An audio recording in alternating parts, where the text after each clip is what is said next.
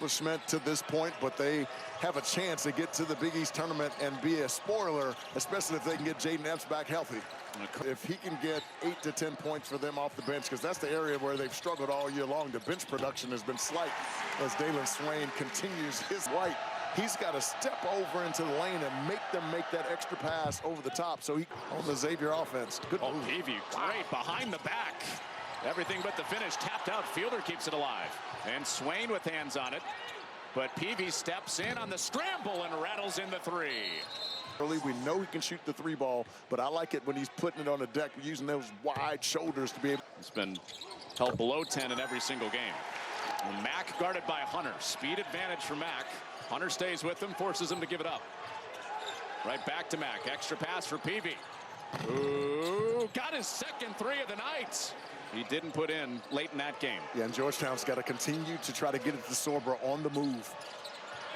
And behind the back pass, almost went to the backcourt. Sorber turnarounds. He's got 10 already. And Georgetown has built an 8-point lead.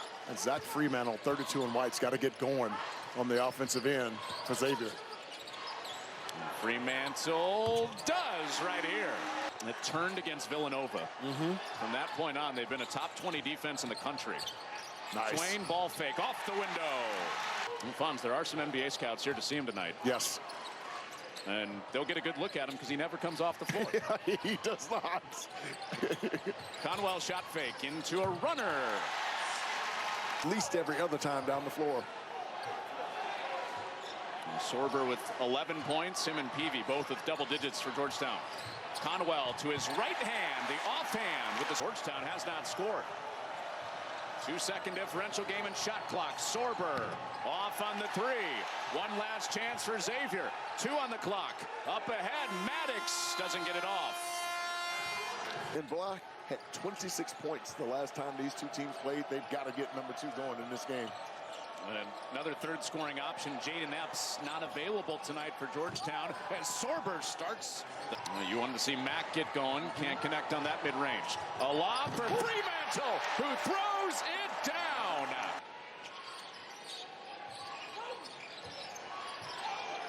Three for Foster for the second time.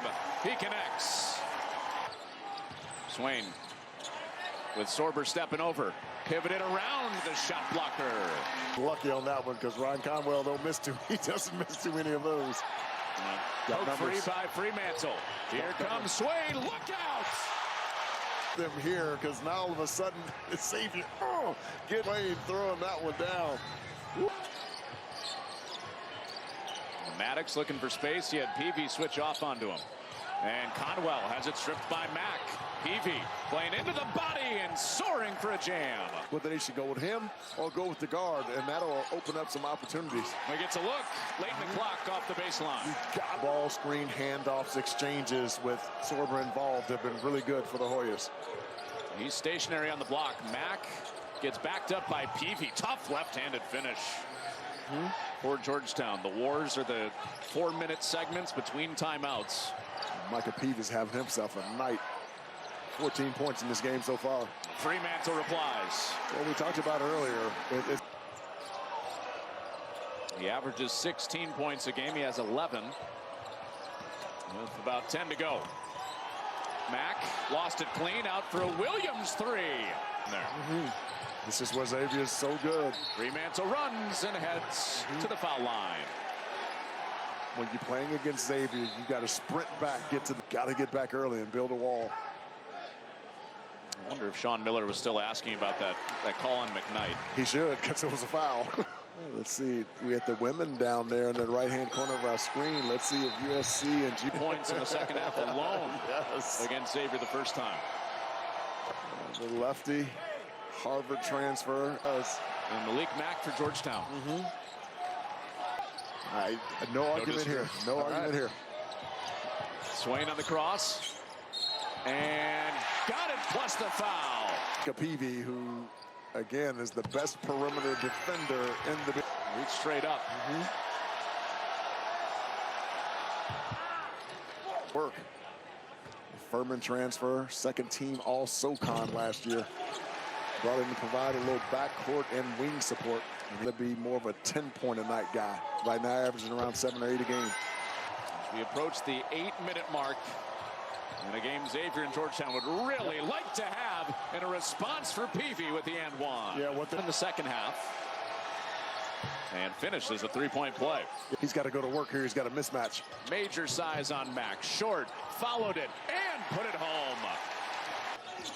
Spin, lost the headband. Conwell kicks it back out. Nice. Hughley center of the lane. Nice slice in for Swain. On the backside. And a nice delivery by John Hughley. One of the best venues in all of college basketball. The Cintas Center fans are phenomenal. Peavy, bank shot. He has 20 on the night. Peavy has kept Georgetown in it. Xavier's nosed out to what looks like a pull away a few times, and Fremantle again. He's gone for an 8th 20-plus point game of the year tonight. It's been a while since Sorbert's touched it inside. Well, Mac swishes one. Ed Cooley begging for some more offense from Curtis Williams. Yes, from his bench in general. There's only 12 points per game from the clock. Maddox steps into a three, and he drilled it. Peavy's had answers. He's got another. Still nothing for Swain on this trip down the floor for Xavier. But Maddox, same spot, same hit.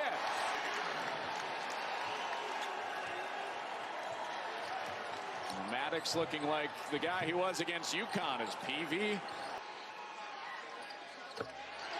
One more for Conwell. That basketball to the front of the rim and put pressure on that Georgetown defense to see if... Well, each time that Xavier has crept out to a lead like this, Georgetown has come down with Peavy. This time it's Mac. Sorber hasn't had a touch in a while. Now he does. It's a good one. That middle ball screen action for Georgetown has been so fruitful when they've run it with Sorber. Xavier back to a 4-point game. Foster dials in a three. Pressure to score. Mac can't hit him back. Foster. That's too much time's running. What about 10 seconds? Going off the clock. Still no foul. Late in the shot clock. Fremantle scores it. 25 seconds of clock burned off. And they didn't foul. One more for Mac. Format of the Big East tournament that's gone from first day to champion. How about that? 2021 they did that. 3 on the road. What do you think? Yeah, the psychology is to control the controllables. You got to take care of your home floor. If not, get to the Big East tournament, and they have to get to the finals in order to get in. Villanova, a little over a half minute. Peavy a three, rolls down, and Georgetown not done yet. Yeah, really, I thought they should have done that earlier, 2 possessions ago. McKnight, I mean, that's the one I didn't understand. Right. Yeah. That's 35 seconds to extend the game. Spins in, dissuaded by Swain. Down to 10 seconds to go. Williams got a three. No timeouts to stop it. And into Conwell. He's trapped and uses the final timeout for Xavier. Center field. Not a lot of good angles down here.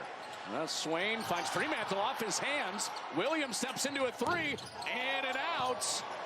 And Foster away with it. It's Georgetown ball. Whoa. Arc on it, and it went over Fremantle's head, and we just saw into that one. He should have just kind of gone straight up. Mac catching fire, and the game is over. Folks, what a game tonight between these two teams. Micah Peavy with extraordinary effort. Ed Cooley and a fan are going at it. Ed Cooley and a fan are face to face down in the baseline. Malik Mack and Thomas Sorber were down there too.